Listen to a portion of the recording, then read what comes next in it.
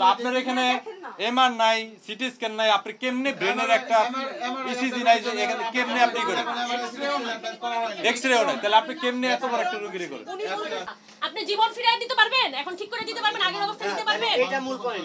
এই যে এটা ফিরিয়ে দিতে পারবেন? আপনি আপনারা অপারেশনের আগে সব টাকা নিয়ে নিতেছেন, সব টাকা অপারেশনের আগে নিয়ে নিতেছেন। কোনদিন অপারেশনের আগে সব টাকা নেয়? যে রোগী যে আপনারা মাইরা আপনারা টাকাও খাইছেন, রোগীর জীবনও নষ্ট করছেন, কোনটাই তো ফিরিয়ে দিতে পারবেন না। যখন লাইফ সাপোর্ট দেয় কোন রোগীকে কি খুলে আবার বের করে? তারা লাইফ সাপোর্ট 3 বার আমাদের সামনে খুলতেছে, এরকম করে আবার লাগাচ্ছে, এরকম একটা অবস্থা।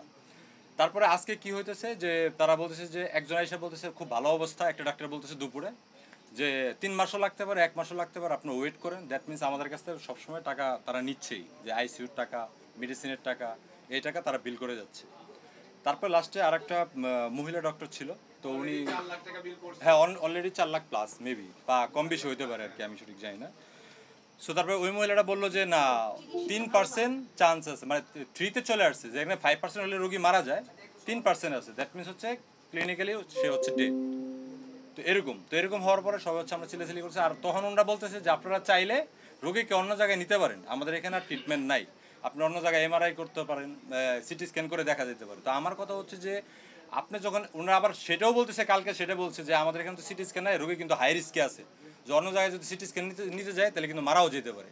তাহলে তার এখানে সিটি স্ক্যানও নাই, এত বড় ইমার্জেন্সি একটা সে পেশেন্টের অপারেশন করলো, সিটি স্ক্যানের জন্য অন্য জায়গায় যাইতে হবে, তাহলে সে কেন এখানে এই অপারেশনটা করলো? আমাদের কথা সে আজকে তখন বলতেছে যে আপনারা তাহলে নিয়ে যেতে পারেন, 3% যেহেতু চান্স আছে, অন্য হসপিটালে দেখেন।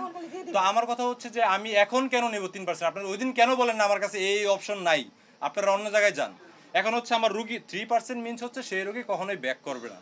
ডক্টরের সাথে আমরা কথা বলেছি, যিনি সার্জন, যিনি আমার মার অপারেশন করেছে, তিনি আমাদেরকে প্রথমেই বুঝায় বলছে, ওনার এত মানে ওনার কথা শুনলে মনে হয় এত আনএডুকেটেড, এত ইলিটারেট, মানে ওনার কথা শুনলেই আপনি বুঝবেন কোনো কথাই উনি বুঝাই বলতে পারেন। উনি বলছে না সিসি ক্যামেরায় দেখাবে, উনি যেন দেখায় সবার ক্লিপটাই যেন উনি দেখায়।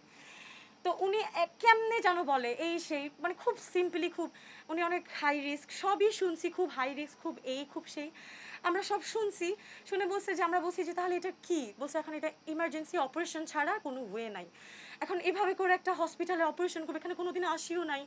তো আমি এটা জিজ্ঞেস করছিলাম যে তাহলে এটা ছাড়া মানে এটাকে এখনই করতে হবে ইমিডিয়েটলি? তো উনি হেসে বলছে যে হ্যাঁ পেশেন্ট তো অনেক সিরিয়াস, যত